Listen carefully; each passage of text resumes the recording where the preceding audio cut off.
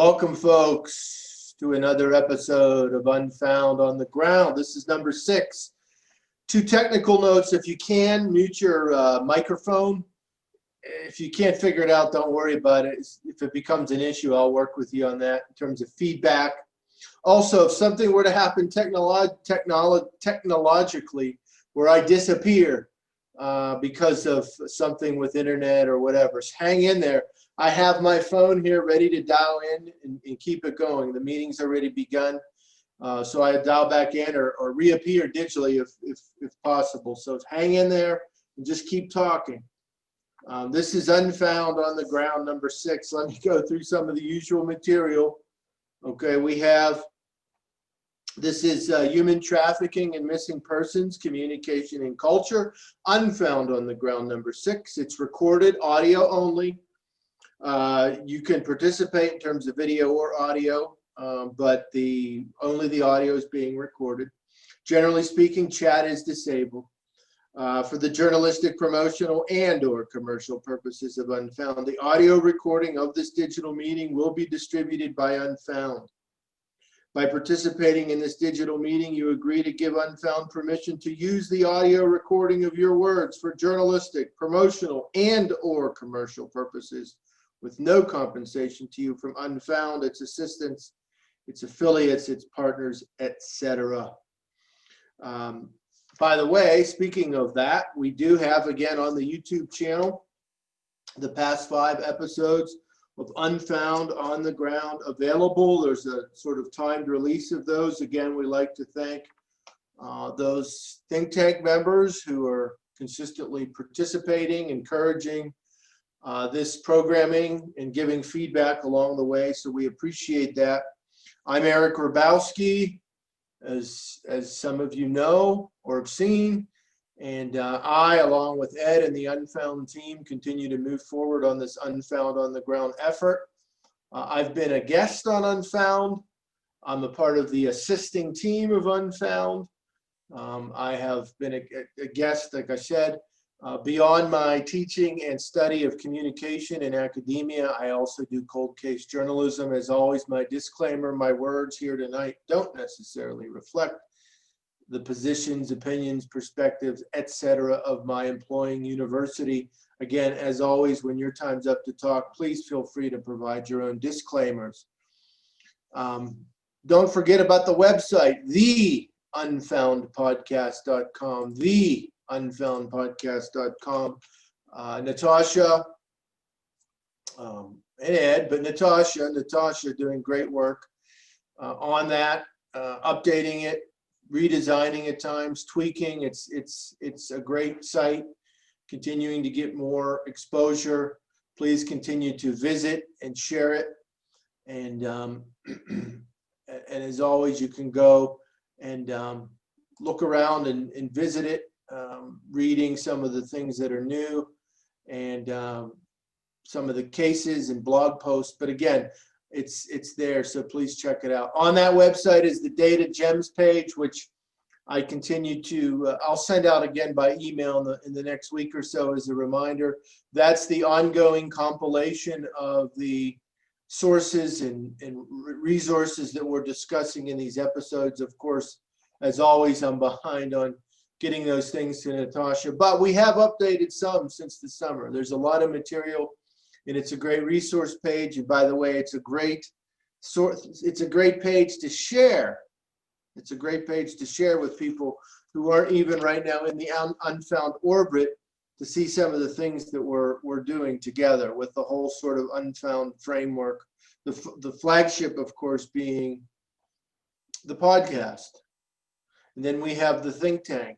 And then we have Ed's live program and all the social media activity and this. So it's a great coherent whole going forward. As always, we're talking about things that, whether you're doing any sort of journalism or you're an advocate or you're an everyday person who's interested in missing persons cases and so forth, right? Tonight, this idea about human trafficking and culture and communication, really this sort of came together. You know, Natasha's been a big influence, and Ed, of course, and ongoing discussions the human trafficking discussion is sort of an obvious reality to discuss, but Natasha especially has been giving us some insights about the need to think more about culture, and certainly human trafficking being an area, like missing persons in general, but human trafficking being an area where we often see things happening cross-culturally and within cultures. So what a great topic to start off. We do have Natasha was not able to be here tonight, but she has given us some things that are recorded, which we'll play. Let me mention, and with the guiding questions, and some of what Natasha is going to address in her recorded presentation, as we start to think about, how can certain concepts be thought about cross-culturally within and across cultures, challenges for collaboration, challenges for getting information. Obviously, we're not going to solve all these problems tonight, but Natasha's initial presentation, actually, not just for human trafficking, but for missing persons cases in general, get some ideas on the table that we can come back to in future episodes. So let me just take a moment here, and I'm going to just get this going. And then I'll do a quick sound test.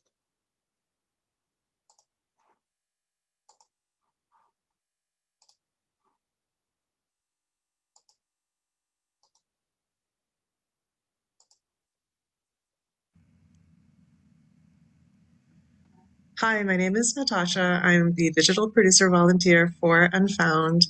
Thank you for inviting. Kathy, can you hear that?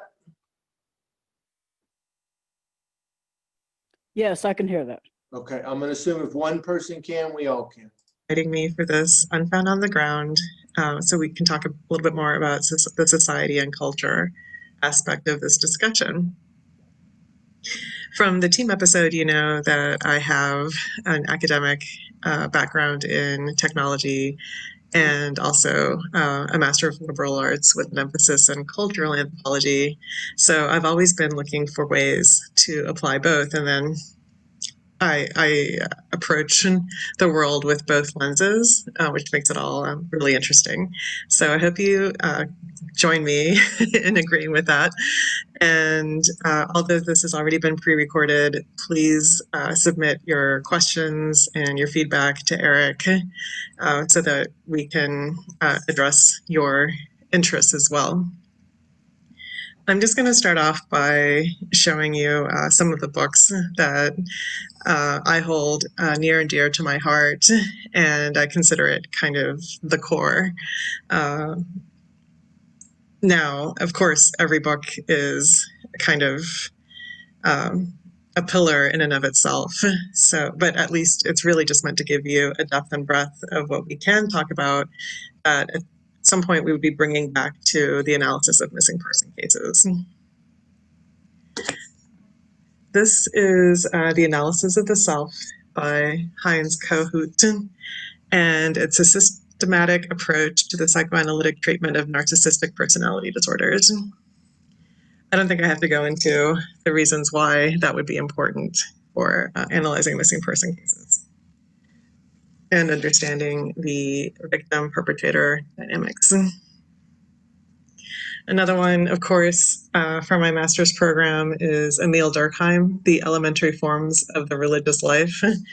And this is not like Bible class or anything, but what he does talk about is trying to have as much of an open mind as possible during any analysis, obviously cultural analysis, because any intrinsic bias or rigid thought patterns of the investigator is going to show up in the output, in the work. The study of anthropology and sociology has really widened my perspective on different avenues to look for and to help just understand any type of evidence or discussion that's coming in, especially in missing person cases that are cold, 40 years old or so, very little. But as we go through, we're going to see that we actually have a lot that we can also consider as add-ons. My modernity professor at the University of Chicago is Dr. Appadurai. So this is his book that we read during the class, and it's called Modernity at Large, Cultural Dimensions of Globalization. And then we're definitely going to be discussing this book. It's really great. Seeing Like a State by James C. Scott. And what Scott does, as well as a number of others here, is he really goes through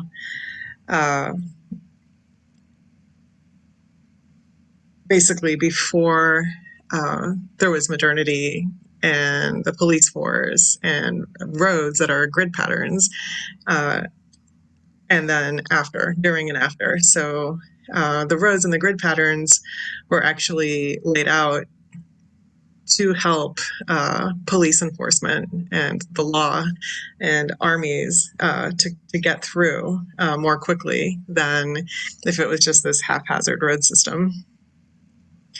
I was living and working in Harvard Square in Cambridge, Massachusetts, and a really good example of not having that modernity stamp is Cambridge. So anyone there will tell you that the roads are not straight for the most part, and they were well worn prior to modernity as cow pastures. So it was just kind of, the trail of the cows and where all of that went. So it was almost like just dropping spaghetti, and everything was just kind of interweaving, which of course makes for a nice walk, but it's also very different than, let's say, Manhattan and how that's laid out. The other thing about Scott is that he talks quite a bit about local knowledge. So what that would mean is, for example, in medieval times, it was a walled city, for example. And in order to come in, you had to come in through a gate. Well, even before you're coming in, they probably had scouts running and telling people, oh, there's a stranger coming, stranger danger kind of thing. So they would have a pretty good idea of the population within the walls, but outside of the walls, you'd better have a pretty good story to tell, or else you're not even gaining access. So the local knowledge would be, finally going into the medieval city and understanding and getting that type of knowledge from the people that actually lived there, which can be, of course, pretty deep. And that leads me finally to Claude Lévi-Strauss, The Savage Mind. Of course, we would call that more like the primitive mind now. But what this book is basically saying what is not to underestimate anyone. And he was dropped into the middle of nowhere, mostly to understand societies and cultures that were basically untouched by humanity as a whole, by modernity. And what he learned is that in many cases they were more advanced than Western culture. So as he was walking around and they were teaching him the botany, this fauna, this plant, that plant, and the biology of their surroundings, let's say in the Amazon jungle, Lévi-Strauss was able to discern quite quickly that that type of analysis and structure was much more detailed and more in depth than Western culture. So it really goes to appreciate the source and not to underestimate what you have in front of you. So, of course, with these seminal works, you have other seminal works talking about each other. And then we have Clifford Geertz, The Interpretation of Cultures, right? So if I'm trying to understand or analyze a missing person case from Oregon, then that is not the area, the upper West Coast is really not familiar to me. And I would be looking for material in general to help me find out more about that. Another point along the same lines is when I started working for a Japanese firm. Of course, it's multicultural, uh, but the headquarters are in Japan. So I started reading Evanescence and Form: An Introduction to Japanese Culture, and it's really wonderful. And in the first couple of pages, they start going into poems from the samurai in the 15th century to try to convey principles that apparently are still held to this day.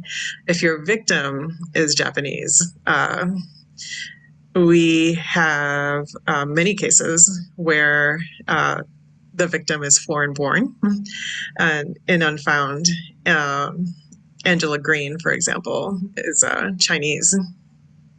So yeah, it's a cold case. There may not be that much information available. The information that is available is from the last person that saw her. More importantly, with missing person cases, the person is missing. So the person that you want information about is not there. It's unfair, it's frustrating, but you can reach out to these other sources and try to glean some information, some pivotal work. I'm going to pause that because Natasha is giving us some big ideas to think about. And again, like I said, some of this is beyond. So we have missing persons in general, human trafficking in particular. So these are things that can stay with us going forward. Tonight, we're thinking about human trafficking in particular. But of course, as I'm listening yet again through Natasha's presentation, I'm thinking of my words, usually that someone out there knows something or knows someone who knows something. And culturally, she's encouraging us to dig deep and ask good questions. She's saying things that have that are important for both inductive and deductive analysis, big picture. Kathy, let's start with you. Just based on what you're hearing so far, anything seem relevant to our interests? Oh, she's just a wealth of knowledge, and being able to look up all that stuff. Wow, I just admire, all that she knows and can just go at real quickly. But anyway, a lot of cultural stuff she mentioned about the different cultures, like if the victim is foreign born, for example. Like my husband is from the Philippines, Yeah. so I was exposed to that for many, many years.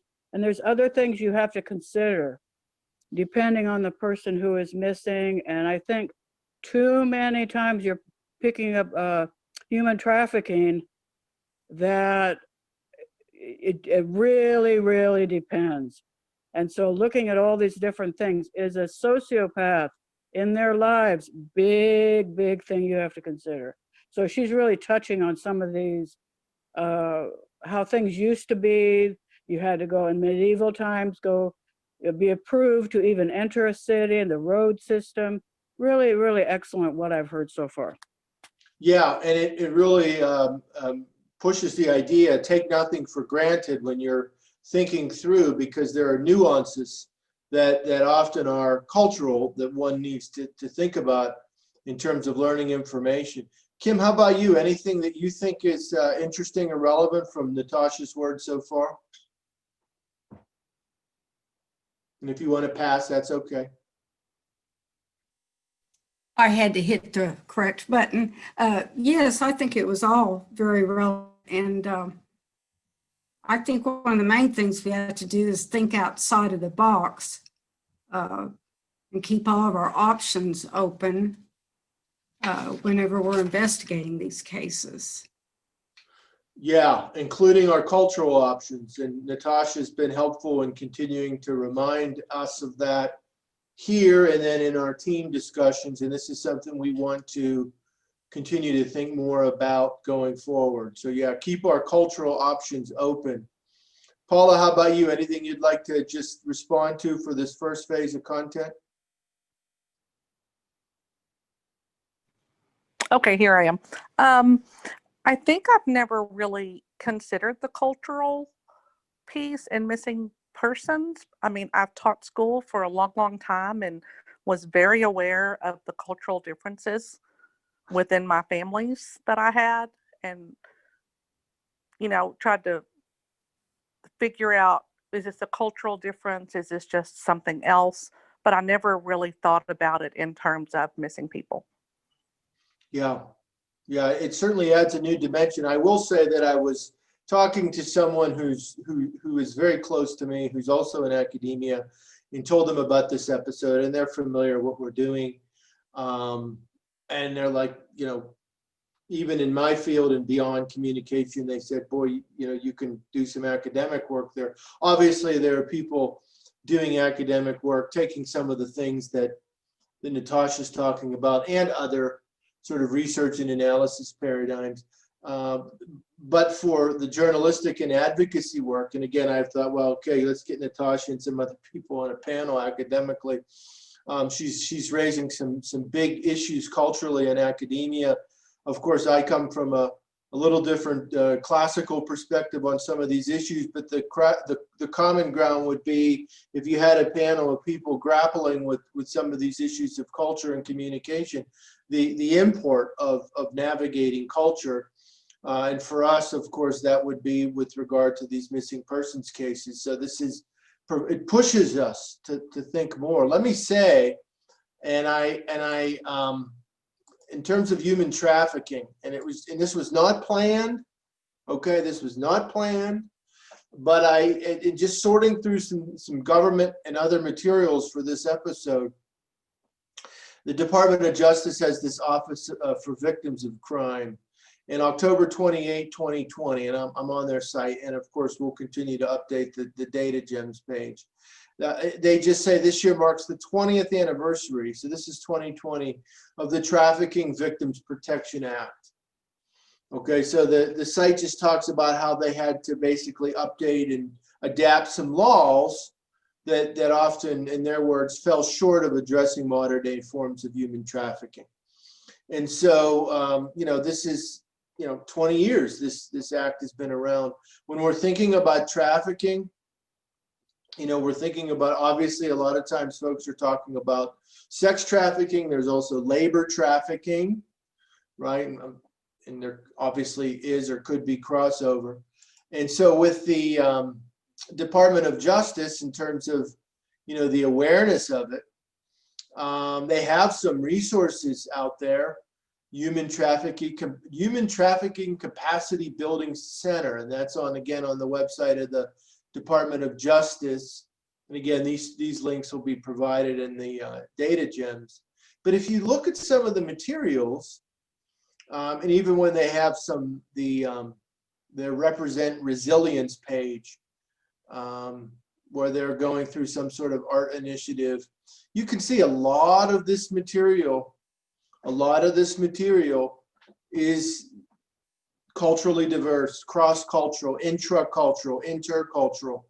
I mean, this is local, regional, national, and global in scope. Okay. And so just as we look for a definition, I'm again here on that Office of Victims of Crime, another part of the site, Justice Department. Human trafficking, also known as trafficking in persons, is a crime that involves the exploitation of a purpose for the purposes of compelled sex or labor. And then there's no single profile. Victims of human trafficking can be anyone, regardless of race, color, national origin, disability, religion, age, gender, sexual orientation, and so forth, socioeconomic status, gender identity, education level, or citizenship status. I mean, it crosses demographic, geographic lines, right? And, often discussions, and again, as I always say, notwithstanding legitimate political differences about this or that thought on diversity, the reality is there are certain variations of culture. And there's no question that, unfortunately, something that's cross-cultural are these sorts of horrific things that happen to people, right, in terms of human trafficking. Let me continue with Natasha. And make your own conclusions if you really dig into society and culture also of the individual itself. So his or herself. So then we have The Interpretation of Cultures by Gertz. And if you don't mind, I'm just going to read a little bit about what he talks about of Claude Lévi-Strauss, the book that I just showed you. The totality of a people's customs always forms an ordered whole, a system. The number of these systems is limited. Human societies, like individual human beings, never create out of whole cloth, but merely choose certain combinations from a repertory of ideas anteriorly available to them. Stock themes are endlessly arranged and rearranged into different patterns, variant expressions of an underlying ideational structure, which it should be possible, given enough ingenuity to reconstitute. The job of the ethnologist is to describe the surface patterns as best he can, to reconstitute the deeper structures out of which they are built, and to classify those structures, once reconstituted, into an analytical scheme. So, yeah, we could go on and on with that. So it's really important to understand what these important, maybe even symbolic structures are. And then, of course, they can be rearranged and prioritized, but each culture's kind of pillars may be different from each other. Of course, that also could change with time. I mean, the digital divide, right? I grew up when there was a phone, an actual landline phone, and then there was the time that you can actually record messages with your answering machine, and that was really wild, you know. And now we have the millennials and the Generation Z and so on that are born digital. So that already is a huge difference right there in communication. So I hope this whet your appetite in some of the aspects that we're going to be delving into. Bringing it back to today, another aspect during our brainstorming session with Edward and Ed would be to discuss population trends. So today, Hispanics account for 18.3% of the population, which is about 60 million people. Of course, with work from the Brookings Institute, it came out years and years ago that the major DMAs, the major metropolitan cities, are going to be minority majority. And, well, they already are. So what does that mean? How does that change the aspect of the case? As we can see from Brookings, just on their website, in 2000, whites were 69% of the population, well, of the total US population. Well, in 2019, that has fallen to 60%. And as we said, in the major metropolitan areas, obviously Miami, the big cities, it's now minority majority. So each city has its own percentage here, which of course would be worthwhile to look at when you're analyzing your case. So today, if 60% are white, that means 40% are other minorities or races. So it happens to be about 19% Latino or Hispanic, 12.5% Black, 6% Asian American, 2.2% that are 2+ and other races. And then almost 1%, if I can read that correctly, that is American Indian or Alaska Native. Now, these percentages actually change for the children that were born here, that are under age 16, American children, just all American children that are born here. That would be today 50% that are white, as opposed to 60%. So you can see where I'm going here. I mean, I could spend this entire, Eric's discussion on these percentages, but I really, as much as I would like to, I'm going to curtail on that. But you can see my point, where there's just quite a bit that's easily accessible. I mean, this was just all free, just doing a couple of Google searches. Of course, one of the ways to really understand Hispanics more, a core source, it's great, is Pew Research, or just Google Pew Hispanic. And in one of their latest studies of this year, when asked the term Latinos used to describe their identity, it differs across immigrant generations. So 47%, for example, 47% of all Hispanics that would be of Spanish language descent here in the United States from their country of origin, 47% claim their country of heritage. So, for example, my mother is Bolivian, so she would say, "I'm Bolivian," as opposed to saying, "I'm Hispanic or Latino," or as opposed to saying, "I'm American." So that's 47%. But among those that were foreign born, like my mother was foreign born, she was born in Bolivia, that number of 47%, claiming their country of origin, that jumps to 56%. But then when you get to the second generation and then even the third generation or higher, that means number of generations that have been living in the United States, that actually falls to 33%. And conversely, it's actually the same number. 33% of the third generation or higher claim that they're American. So their own identity, individual identity, and what they think about themselves and the roots that they have to their country of origin differs not only nationally, but then, of course, individual cities in the United States. So Miami is mostly foreign born. In fact, anyone that comes to Miami is going to tell you hardly anybody speaks English.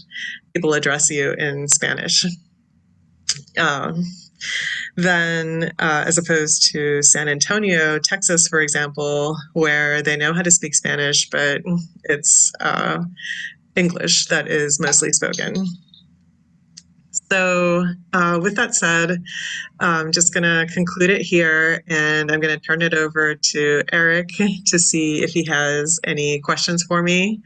But I hope, like I said, that this enticed you to, this is just like a little nibble of, quite a bit of work that we could be talking about more in depth in the future. And I look forward to working with all of you on that. Thank you.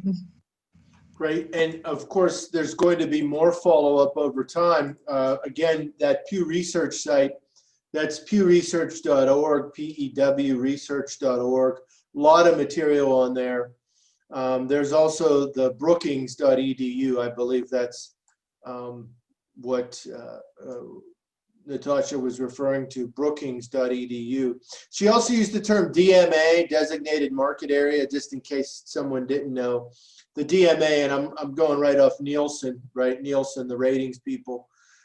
So again, when you think about geographic areas and the aspects of that area in terms of market, and whether you're in marketing, advertising, public relations, or understanding an area in terms of media, or just in general, right? The sort of major cities and then regions, the rural areas and so forth, right? There are all sorts of cultural factors.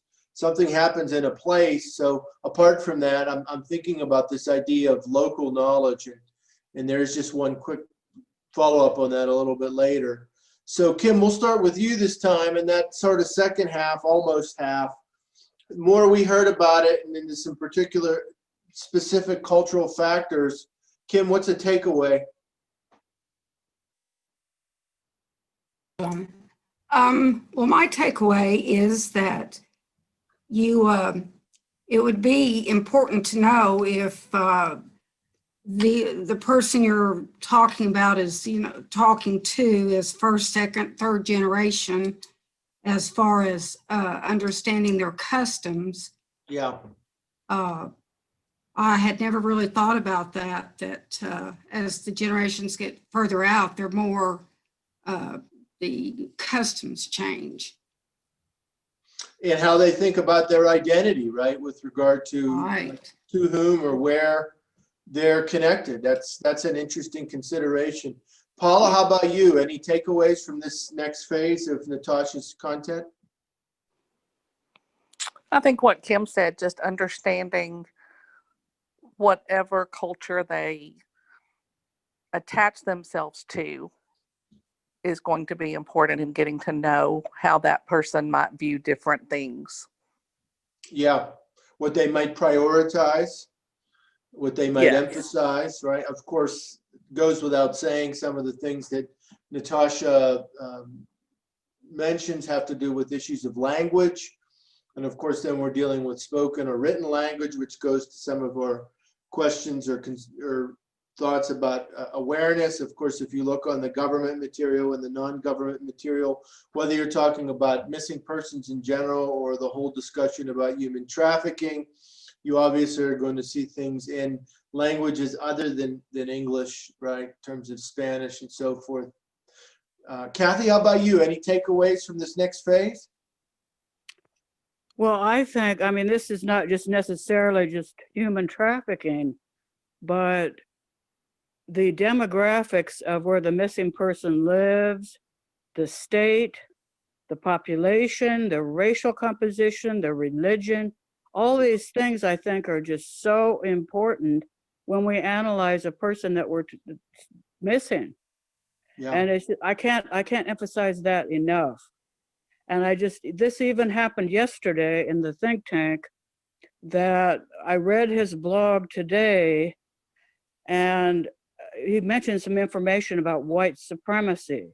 Yeah. This was not really brought up in the interview about this missing person, Caleb Powell from Arizona, that apparently he was in prison for about 4.5 years, starting at age 17, 18, for a hate crime.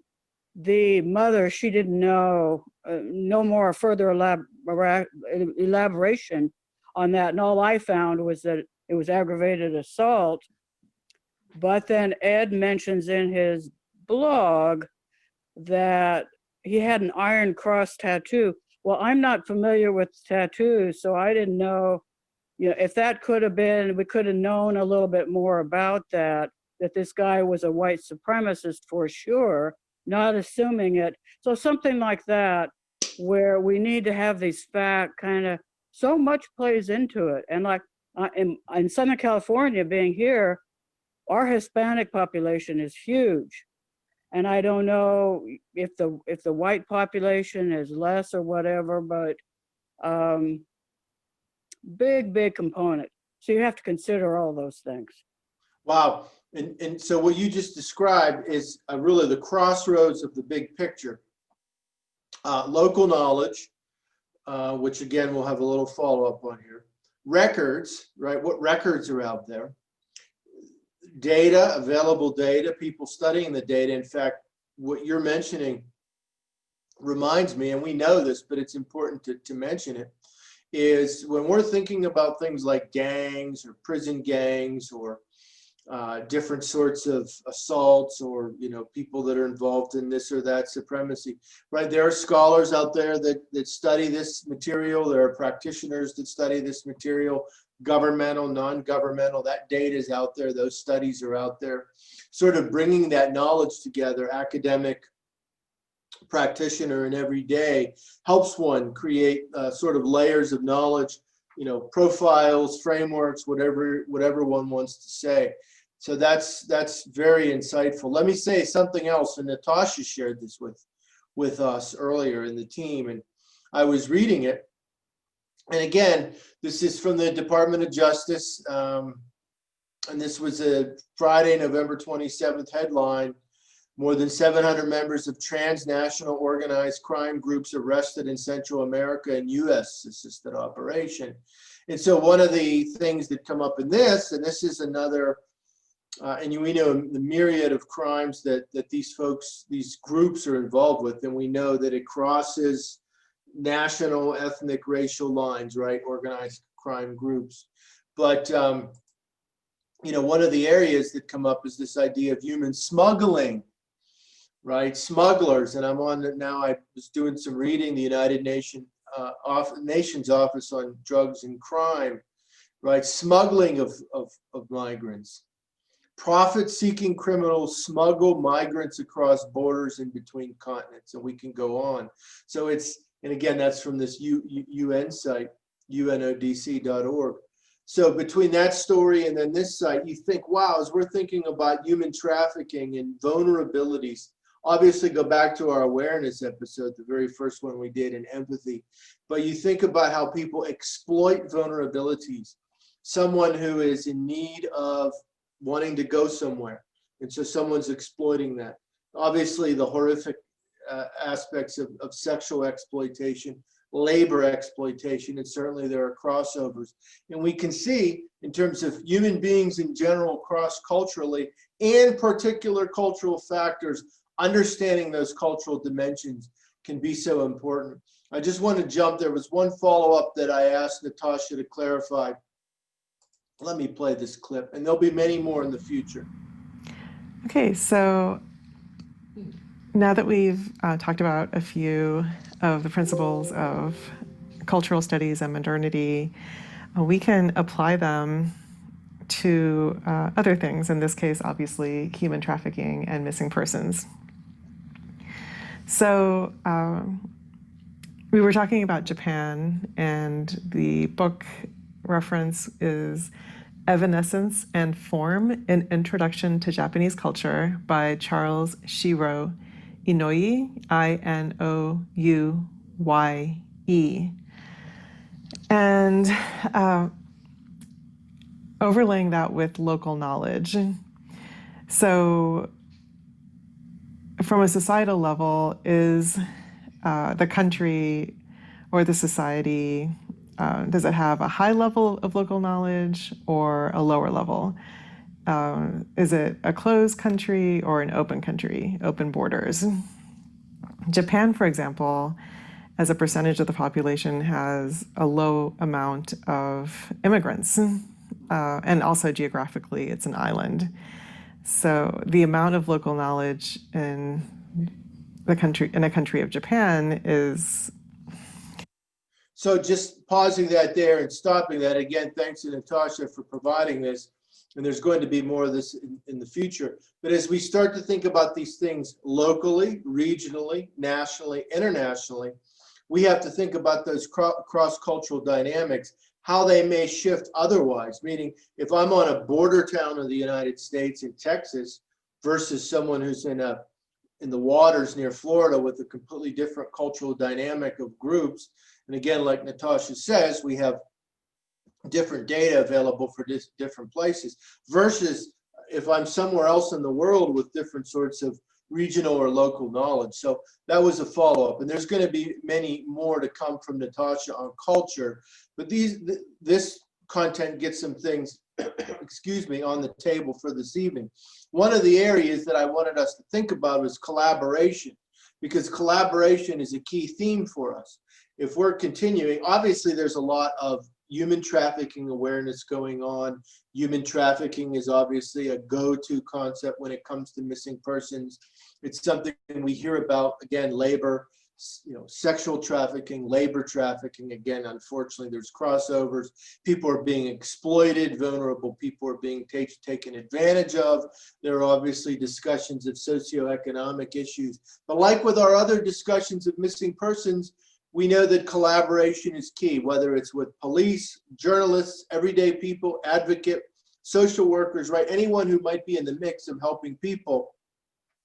So Paula, this time we'll start with you based on what we're thinking about tonight and what you sort of brought to the table, right? What are some challenges and opportunities for collaboration, and how can we encourage more of it?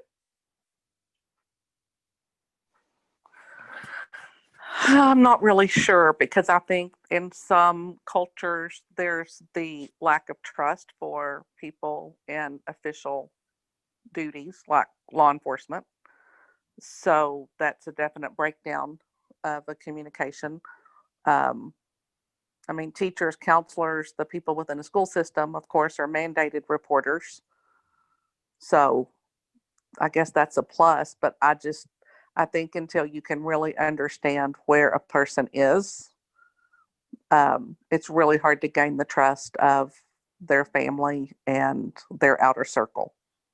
Sure. Trust is a major issue, and I'm glad you mentioned that.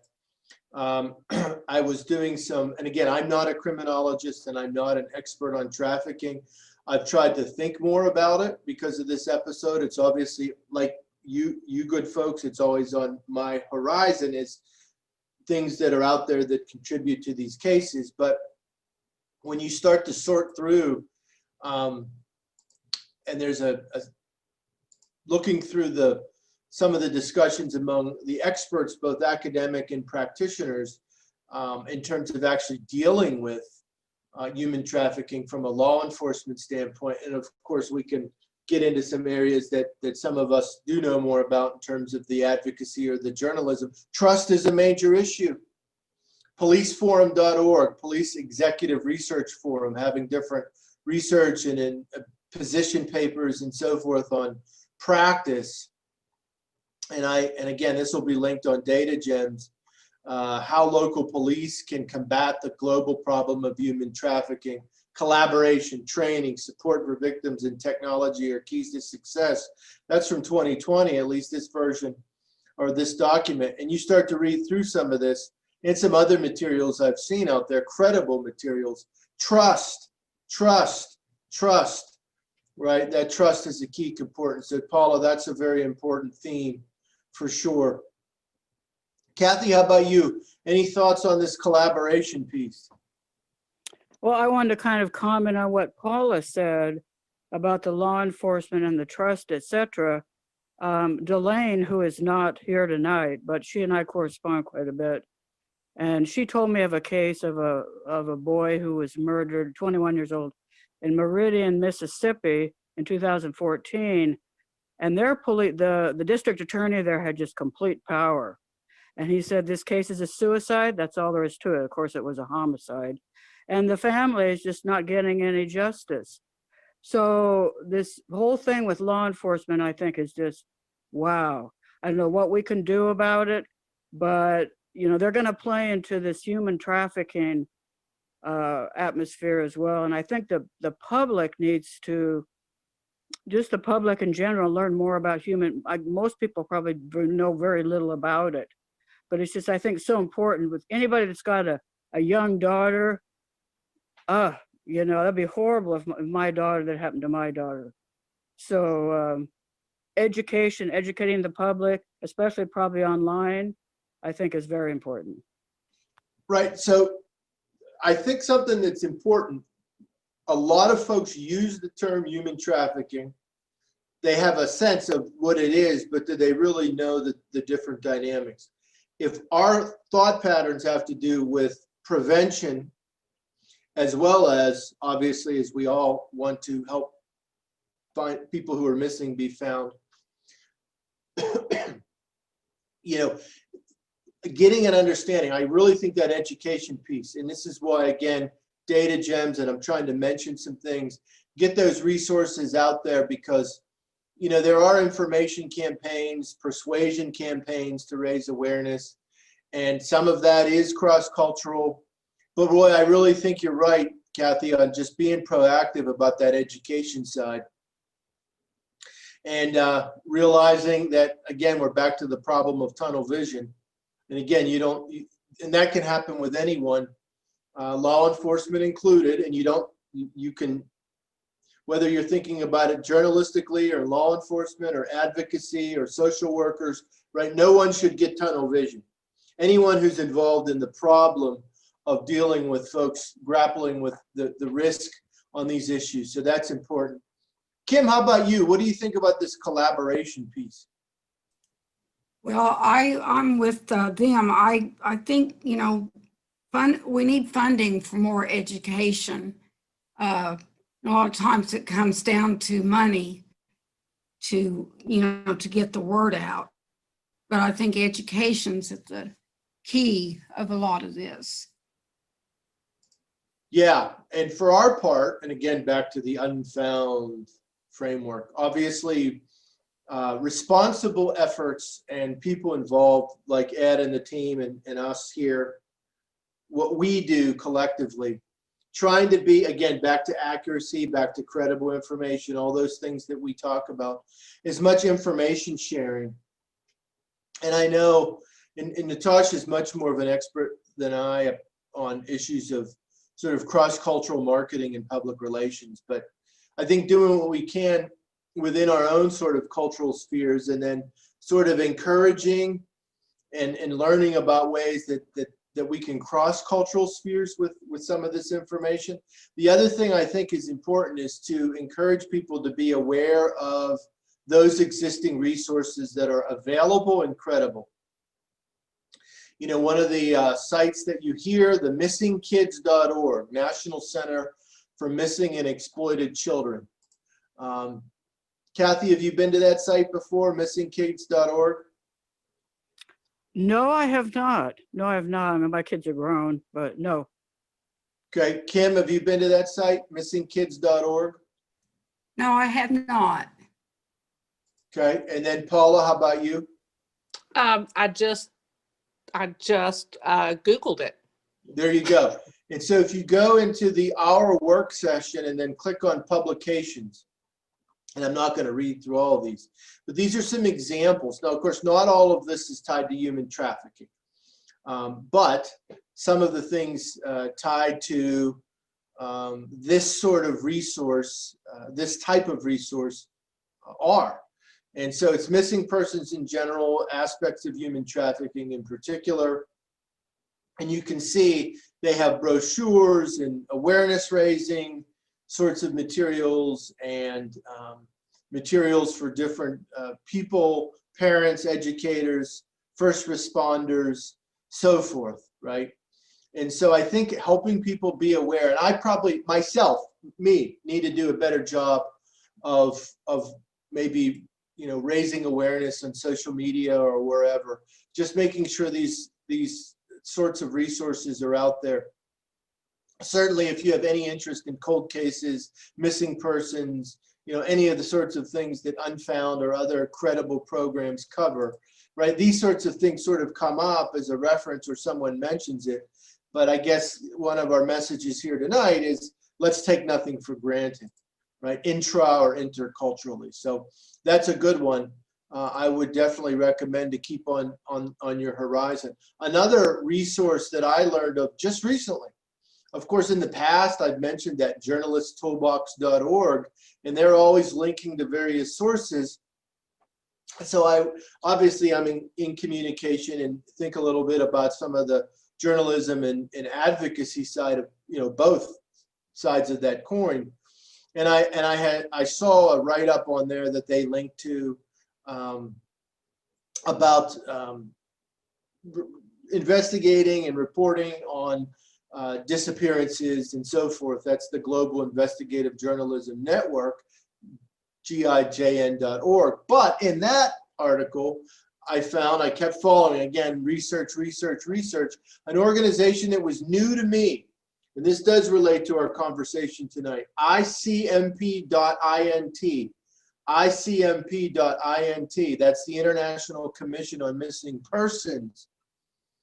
Okay, and again, it looks like there's news and analysis or opinion pieces, and by opinion there, I'm talking about people, you know, giving an informed sort of argument on relevant issues. But there's news pieces there. Not all of it is human trafficking, of course, but missing persons in general. Obviously, some of it has to do with trafficking issues, but it definitely has that international component. Again, ICMP.int. That was new to me. Obviously, in the past, we've talked about other international resources, but trying to continue to build our own toolbox on these sorts of things, that's important. Of course, over to you, because you folks always have great ideas for resources. Kathy, for human trafficking, cultural issues, etc., are there any sources you would suggest that we can get on record? I just looked up a few. Online, there were some like government resources. like toolkits and booklets and things that cover human trafficking. Those probably have a really wealth of information. Yes. Definitely the government. I think we probably all need to be more aware of what we know about, but probably we all, and I'm not saying you all equally don't do this, but I know for myself, this episode got me thinking, I probably need to do more in sharing this information and making people aware of it, even outside of sort of our circles, because it is important material. How about you, Kim? Any resources you would suggest specifically? I really don't know any, Eric. And that's okay, because we cover a lot of ground here, and we just like to give folks opportunity to share, and that's okay, because there's so many we already discussed, right? Paula, how about you? Any resources you would suggest? I also don't have any, except for now I do off of the Missing and Exploited website. Good. And so one thing we can all commit to here tonight, if there's one or two that we sort of discussed and that we take away from this, let's share it on our pages or share it with other people as resources. We're building a long list of resources that could come in handy in one way or another for specific cases, but we're also thinking about prevention and awareness. And so that's important to consider. So in terms of, raising awareness and offline and online communication, when we talk about offline communication, we think billboards, we think brochures, we think word of mouth, of course, old-fashioned everyday conversation, presentations, of course, that can happen digitally. Nowadays, we do have digital billboards, by the way, but more often than not, we see still the regular old-fashioned billboards. And then, like usual, when we think about the internet, we think about blogs, podcasts, social media feeds, general websites. So for both of those areas, what do we think of as some challenges and opportunities for raising awareness, prevention, talking about, getting conversations going, particularly with regard to culture and human trafficking? Paul, I'm going to start with you on this. What can we do more, or what are some of our challenges? I think one of the challenges is, I think people, they see the billboards, they get the Amber Alerts. We just had a young middle school child from Lubbock end up in Michigan, Minnesota, Wow. someplace. I mean, they found her quickly. I just think maybe there's a numbness to it, or people see it and don't really give it much thought. Yeah. And who knows if everyone is indifferent to it, but certainly we're so used to hearing about it that we might take it for granted. Is that what you mean? Yes. Like I don't know. I think it's like a lot of other kind of campaigns. You see the commercials, you hear the, call this number, and I don't think we are aware in our society. I think we're distracted. I think a lot of other things are going on and people just don't really think about it. Yeah. I go back to, thanks again to Natasha getting us to think about geography and demography and culture. National Institute of Justice. And again, we'll link this article on Data Gems. That's, nij.ojp.gov. A lot of great materials there. This is November 2020 overview, and migrant farm labor trafficking in North Carolina, pinning down elusive data. Now, of course, they're doing talking about one or more studies here throughout different aspects of this site, but labor trafficking is a global affliction cloaked in quantitative uncertainty, and I'm quoting this site directly. Again, the point is sometimes this trafficking hiding in plain sight, and that I could take that literally or metaphorically. And so you think about geography, you think about culture, and all the different things that go with culture that Natasha made reference to, in the different ways that people are afflicted, And of course, back to our collaboration concern, we mentioned law enforcement, but as we know from the various articles we see, human trafficking is something that's tied often to some sort of organized crime entity or entities.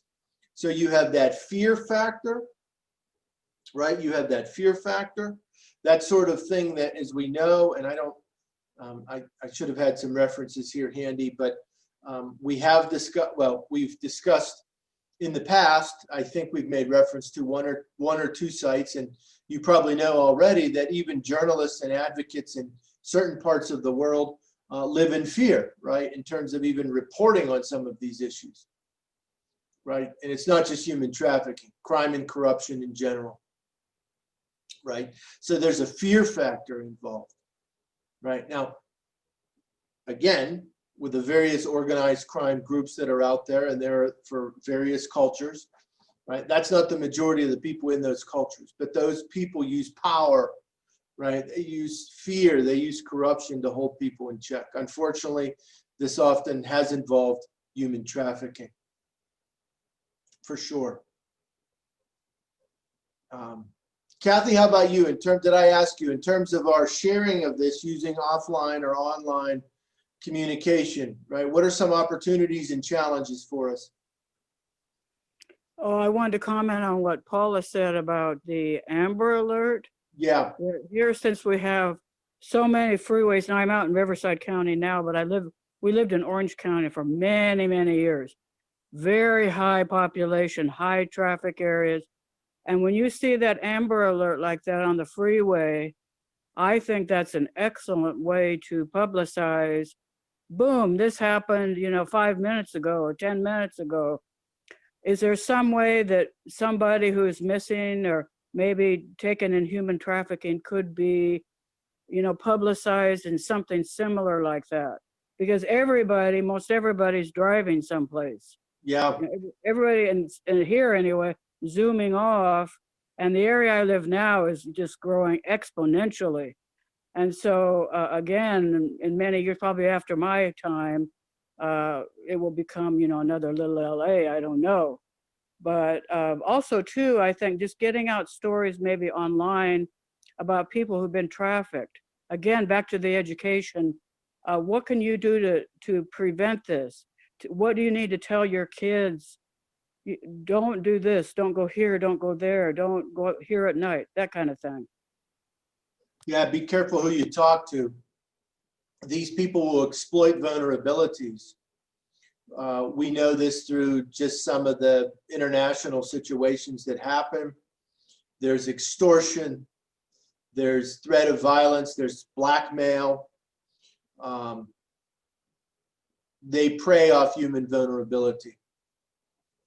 And yeah, and back to what you were saying, Kathy, again, even the billboards, the digital signage, I know that there are alerts sent out in terms of phones and so forth. Even on social media, again, maybe we become so used to seeing it. And again, I know myself, I probably could do more. Of course, when we see things moving quickly on Twitter or Facebook, we should always do that double check to make sure it's something credible. But boy, if it looks like an actual Amber Alert or some other sort of public signal, let's get it out there, right? Social media has a lot of junk, but the good material out there are the sorts of things where we can help people to prevent, to save someone, and of course, when possible, to investigate and to solve cases. Kim, did I get your thoughts on this? I apologize for losing track. We're into a good discussion on how we can communicate more effectively, opportunities and challenges. I really can't think of any opportunities. I'm sure there's plenty of them out there. I do think our children are more vulnerable these days because, parents are working, they're exposed to the internet, unsupervised. So I think it's a real challenge, and things have to be looked at in a little bit different way now than, say, 50 years ago. But I really see education as one of the most effective ways to go with it. Yeah, well, we're back to that education theme. And some of what you're mentioning goes back to some things Natasha has pointed toward and what we can think about, right? Sort of some of those shifting sociocultural aspects of life, technology, sort of the digital world. The digital world is so pervasive, it's everywhere. Questions of parental involvement, questions of, in schools, we, not just with human trafficking, but in general, we know that there are unfortunately predators out there. And not just children are vulnerable, right? People of various age groups are vulnerable to targeting and harassment and extortion and blackmail and identity theft, right? You can get someone to steal someone's identity, and all of a sudden it creates a sort of tailspin of trouble for someone. I guess a question, and this is sort of a complex one, because we think about human trafficking, we think about certain objective factors that go with it. Certainly, we've talked about some ways in which cultures may vary on how certain things are discussed or dealt with in terms of the authorities or journalists or advocates. Paula, do you think that just the idea, the concept of human trafficking in some ways is understood and communicated differently culturally within and across cultures? I mean, I would have to say yes, just because almost everything is communicated differently in other cultures. I mean, almost any issue. Yeah. But I do know my daughter teaches at a very high minority school up in the Panhandle, and she had a student that was concerned, and she couldn't do anything about it because her father did not have documentation to be in the country. Sure. She was not being mistreated, but her father was. Yeah. And her hands were tied because, that was the threat held over his head, that he was undocumented. Yeah. So I think where I live, that's a big problem. Yeah, and again, we touch upon some issues that, again, as I always say, notwithstanding one's political views, it's a reality, and this comes up in some of the one or more of the sources I've cited tonight.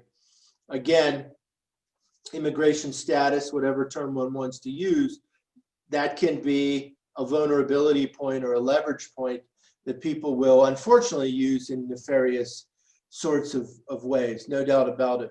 Kim, how about you? Just this concept of human trafficking, is it something that varies across cultures in terms of how people understand it and articulate it? Yes, I think so. In some countries they have forced marriages and they don't think there's anything wrong with that. So I think culturally it does vary just a bit from country to country. Yeah. Yeah, I think that, and again, there are people who are criminologists and various disciplines or areas of practice where people are studying that and some of the implications of that. And as we, for the pros and the cons of a more and more globalized world, how we navigate and confront some of those cultural differences ethically and or legally, for sure. Kathy, how about you? This idea of understanding and articulating human trafficking within and across cultures. What are your thoughts? One example I wanted to use is that just the differences in the language, particularly, that if you can have somebody who understands that language to communicate and educate, I think that's just really, really important. Because I'm going to use this example. I have a friend I met in 1976. She lives 70 miles from me, so I've known her all this time. She is Hispanic, born in Mexico, and then she was raised in Texas and in California. Yeah. And she got her master's in English, oddly enough, and she was a high school teacher for almost 40 years. But anyway, she was telling me just a few weeks ago that some of the idioms in English and expressions and puns and things, she doesn't really understand. So when we can't take for granted, just because you're in the country here and you speak English well, that all the nuances in English or in any language people can understand. So I think it's very, very important that getting out this education and telling people and all the different things about each culture, that people who understand that language can convey as opposed to an English speaking person, if that makes sense. It does. It absolutely does. No doubt about it. Does that make sense? I think one of the things we're pointing to tonight is the need for more situational awareness. I guess that's a term we hear a lot. Cultural awareness, of course. Resource awareness, by the way, the site that I was thinking of before, which we have mentioned in an earlier episode. That's Insight, INSIGHT crime.org, insightcrime.org. If we haven't mentioned it and I'm misremembering, my apologies, but I believe we did in the first or second episode. And of course, they're dealing with some articles pertaining to organized crime, which obviously has, they're one of their, headline or their themes on their website, investigation and analysis of organized crime. Well, we know that organized crime obviously is involved in trafficking as well as other issues. So really what we're seeing here is from the local knowledge standpoint, and I go back, in my mind, it's kind of like when investigating a missing persons case or any sort of cold case. How often have I said amateur, genealogical information, building a genealogical profile of persons involved. Obviously, when you're dealing with genealogy, not just for finding people who might be related and might be alive to talk to, but sort of the backdrop of that person's life and their family and their area and the culture, and understanding some of those nuances. No doubt about it. Also, too, in the justice.gov, of course, the United States Department of Justice, if you go through their site in terms of action items, obviously the FBI, Amber Alert, we've talked about that. FBI, kidnapping, of course, not all of this is human trafficking. There's the, things that they're looking at and doing and making public information awareness on, exploited children, various resources that are out there. And I think we just have to continue to get familiar. As always, we will continue to put things on the Data Gems, website that are out there. So tonight, it's interesting as you start to look more into the whole trafficking notion. You think about human trafficking, which is, sexual and or labor. Again, we also this idea of smuggling people who want to go somewhere, but they're being exploited by nefarious people to get there, which could lead to all sorts of other problems. I've mentioned things along those lines. Natasha's given us some great material. And this isn't just for human trafficking. This is to inform our ongoing thinking about missing persons cases. And she's going to be providing some more specific insights as the episodes go on, because we really want to continue to deal with the cultural issue. And we thought that human trafficking may be a framework to do that. As Natasha did say on her presentation, to me or to Ed or to the team, continue to give your feedback and suggestions on some specific avenues. So as we sum up, and Kathy, I'll start with you, any major takeaways you would emphasize tonight as we wind down this episode? Well, I think we all need to learn a lot more about trafficking specifically and how it relates to missing persons. And Natasha has given lots of great information and the different resources that you'll put in your data gems. And I have looked at, it's just great for you to do that. And so I think as we learn, and anybody that we come in contact with, especially through the group, or at least that's where my contact is mostly going to be, because I'm at home most of the time now.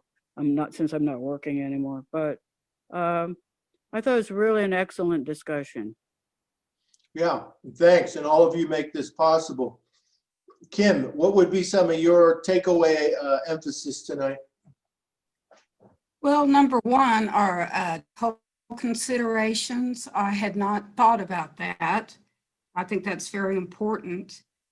And the need for education. I'm not sure in what form, but in some form or the other, we need more education about this problem.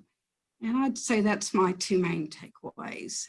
Yeah, and that education component, and with that cultural emphasis along the way, which again, it's like, okay, it's there, we take it for granted. But boy, when you start to think about it again, locally, regionally, nationally, internationally, we see the scope, right? The scope of this. Paula, how about you? What would be your emphasis on takeaways for this evening? I think we have to do better with our young people, our children.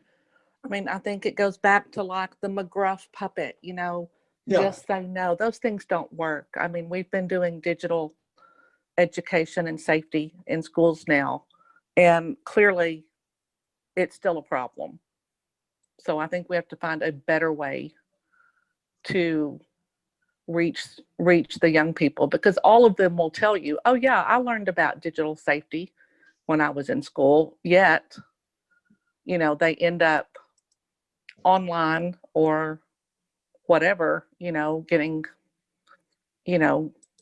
exploited. So I just I think we do a lot of things that make us feel good, but I don't know if they really help. Yeah, that's those are some interesting considerations. A lot of what we talked about tonight pertains to prevention, which is part of what we wanted to be on our minds. Some of the things also pertain tonight to what is an interest of ours, of course, through Ed's program and the Unfound framework, and some things we might also do on our own is grappling with cases where people have gone missing that might or might not involve human trafficking. Some of the material we've discussed is relevant to, I would say all of it is relevant to missing persons cases in general. Asking the tough questions, thinking about those cultural nuances, sort of thinking through inductively and deductively how some of these cultural elements might apply to a given case. Again, I go back to what I always say, someone out there knows something or knows someone who knows something. And you start to add that cultural dimension to that. Accuracy is something that we value. Obviously, we continue to talk about that. If we're trying to get at the truth and we're thinking, ways of getting to the truth, right? Thinking about those cultural dimensions are going to be important. Whether we're looking at a case from decades and decades ago and trying to understand that culture, trying to understand that region. I know that's something that becomes an important element of understanding something in its own context, and then within and beyond. We've mentioned context, something is important. So I think this cultural idea in general is helpful in terms of dealing with human trafficking. In particular, we've obviously talked about some great things. As always, I want to thank everyone for your participation. We had a few folks who send their regards who weren't able to make it last minute. And Ed and Natasha are in charge of the availability and the processing component of this. So at some point, this will be available. We're going to be doing another episode at some point, one more before the end of the year. We have some great momentum going. Again, the think tank folks have been great. I want to again thank Natasha for putting together what she did tonight, and she really was helpful and really giving us some good direction. We have some other ideas in development that at times will continue this cultural thread. I want to thank everyone for participating tonight. Again, the unfoundpodcast.com. Let's leave here committed or commit to sharing some of these resources. We will continue to update the data gems. And folks, I want to thank everyone for your time tonight, and I am now going to stop the recording. We are done. Thank you, folks.